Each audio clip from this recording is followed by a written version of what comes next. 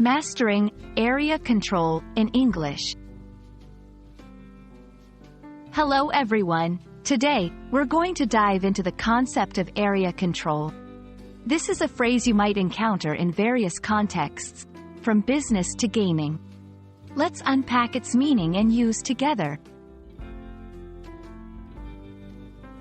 Area control refers to the strategic management and influence over a specific geographical region.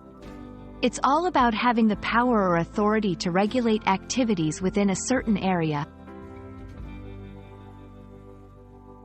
In business, area control can relate to market dominance, where a company has significant influence over the market within a region. In board games, it often refers to a mechanic where players compete for dominance over sections of the game board.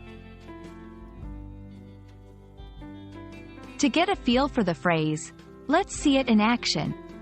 The new shopping mall has established strong area control in retail business. In the game of Risk, area control is crucial for victory. Understanding synonyms can widen your vocabulary. Here are some: territorial dominance, regional control, influence over an area. And that wraps up our exploration of area control.